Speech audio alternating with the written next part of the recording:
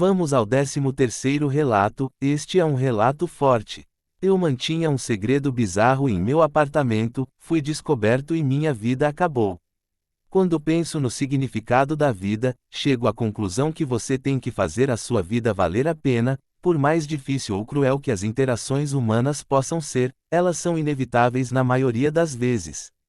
Embora eu prefira estar só com minhas próprias interações mentais, ainda assim, elas são inevitáveis. Vamos à minha história. Eu, R.W., tive uma infância no Brasil marcada por abusos sexuais pelo meu pai e por posteriores namorados de minha mãe. Meu drama, ao que me lembre, começou por volta dos meus 5 anos de idade, quando meu pai fazia questão de me dar banho. Enquanto minha mãe estava ocupada com os afazeres domésticos, meu pai sempre se oferecia para me levar ao banho. Ali tomava banho com meu pai, nada demais para um menino tomar banho com seu pai. O que era estranho para mim, era o órgão genital de meu pai ficar diferente, durante o banho. Eu era uma criança e fazia muitas perguntas enquanto meu pai me ensaboava, se demorando mais no meu órgão genital, eu sentia cócegas e ria muito, jogando água para cima. Para mim, meu pai estava brincando. Quanto às minhas perguntas de criança, ele apenas ria e dizia que eu logo seria homem e iria ter minhas próprias respostas. Um dia, minha mãe precisou ir urgente visitar minha avó que adoeceu, ela vivia em outra cidade distante, e não tinha como minha mãe retornar no mesmo dia. Ali fiquei aos cuidados de meu pai, e durante o banho, meu pai me machucou muito, eu não entendia o que estava acontecendo. Ele dizia que não ia me machucar e ia fazer tudo com carinho. A única coisa que lembro é que acordei em minha cama, com sangue na roupa, febril e sentindo dores. Eu chorava muito e tive medo do meu pai, ele me abraçava, mas eu só queria minha mãe. Ele me disse que eu estava proibido de dizer algo à minha mãe ou a quem quer que fosse. Ele disse que seria o nosso segredo. Minha mãe, chegou no dia seguinte, ouvi ele dizendo à minha mãe que eu havia caído no parquinho e me machuquei. Minha mãe, apavorada, subiu ao meu quarto, querendo me levar ao médico, ele disse que eu estava bem. Eu virei para o lado, ainda sentindo dores, mas nada podia dizer, aliás eu nem sabia o que dizer, não sabia como e por que o meu pai tinha me machucado. Após o ocorrido, meu pai me machucou mais vezes. Uma noite chuvosa, ele voltando do trabalho, sofreu um grave acidente e veio a falecer. Nessa época eu já estava com 8 anos, já frequentava a escola, comecei a entender um pouco sobre a sexualidade, nas conversas com os meninos na escola. Minha mãe trabalhava como garçonete em um restaurante, conheceu um cara, começaram a namorar e logo esse cara veio morar com a gente. Quando eu menos pensei, esse homem veio ao meu quarto enquanto eu dormia e ali ele me machucou também, assim como meu pai. Eu fiquei chorando baixinho, levantei e peguei comprimidos de dor para tomar. Sempre que acontecia, meu pai me dava analgésicos para amenizar as dores. Eu nada disse à minha mãe como sempre, não sei se ela desconfiava de meu pai, ou se era tão tola que não conseguia perceber minha dor. Amanheci febril, e não pude ir à escola, eu me sentia sujo e cada vez mais me afastava das pessoas. Quando eu já estava adolescente, um outro namorado de minha mãe estava bêbado e tentou me assediar, mas eu o soquei que quase o matei. Saí correndo dali, e fiquei pelas ruas, conseguia trabalho aqui e acolá para poder me alimentar.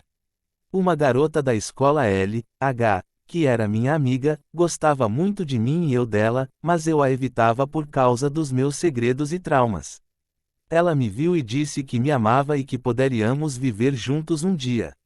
Eu tive vergonha de contar a ela sobre todo o drama que vivi.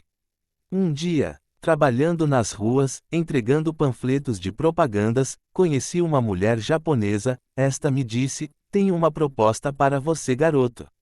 Posso te ajudar a conseguir um emprego no Japão e sua vida vai mudar." Eu não tinha ideia onde ficava o Japão e também não tinha nada a perder ali, a não ser o amor que eu sentia por L.H., mas eu também não poderia conviver com ela e com os meus traumas.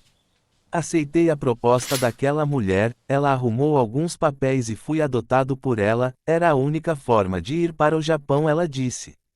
O acordo foi negociado sobre uma determinada quantia que trabalhando no Japão eu pagaria a ela. Cheguei ao Japão com 18 anos, ela cumpriu com tudo que foi tratado, e eu ia cumprindo com minha parte, a cada visto que eu renovava. Era uma fase nova em minha vida, o emprego era em uma fábrica automotiva, não era tão puxado, o salário era bom. Eu estudava o idioma japonês através de livros que ela me dava. Logo que ela se certificou que eu ficaria bem, ela se foi para sua habitação em Tóquio, mas também sempre viajava ao Brasil.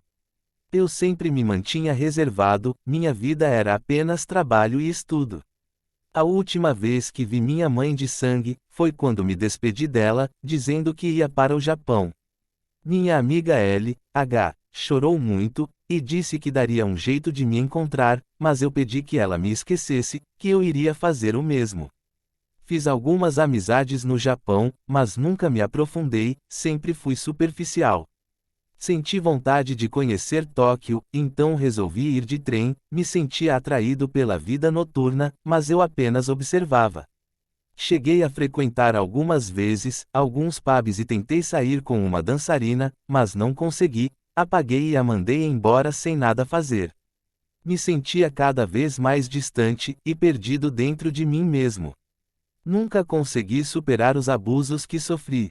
Eu apenas trabalhava e ia para meu apartamento, ali me fechava e vivia no mundo criado por mim.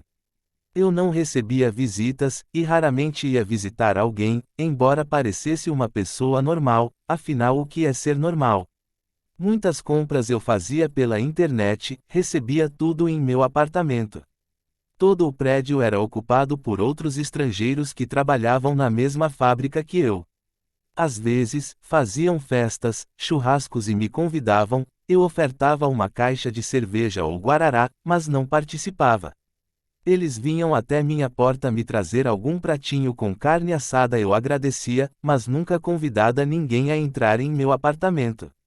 Ali era meu mundo, minha vida, ali eu não precisava de máscaras sociais, ali eu dava vazão aos meus instintos mais sombrios, talvez um lado de meu inconsciente que precisasse ser curado. Certo dia, voltei do trabalho, porque não estava me sentindo bem, e quando ia me aproximando da minha porta, senti meu coração gelar, eu sentia que algo de ruim estava para acontecer. Toquei na maçaneta para abrir, e para minha surpresa a porta estava aberta, não era possível, eu sempre fui atento, nunca me esquecia de trancar a porta. Senti medo de entrar, mas entrei lentamente, tudo parecia normal, tudo estava no lugar, elas também estavam ali me esperando como sempre. Me dirigi ao banho e fui tomado por uma cena horrível. Uma delas estava na banheira com uma faca cravada no seio direito, e o rosto todo perfurado, a banheira estava cheia de água e sangue. Ela estava morta, eu caí aos prantos. Quando alguém se aproximou de mim e me disse, então esse é o seu misterioso apartamento. Quando me virei, era L.H., como ela havia me encontrado. Como ela chegou ao Japão. Como ela conseguiu entrar no meu mundo particular. Fiquei estático e perplexo. Ela procurou pela mulher que me adotou e de alguma forma conseguiu ser adotada também e assim conseguiu ir para o Japão, dali foi fácil seguir meus rastros, nessa fase da vida estávamos com 26 anos, ela havia se tornado policial e perito no Brasil, mas deixou tudo e foi à minha procura. Bem, desde que me entendi por homem, eu nunca consegui me relacionar com nenhuma mulher. Eu passei a ter fantasias e relações sexuais com bonecas, no Japão é algo que tem se tornado popular, embora não seja algo tão aberto à sociedade.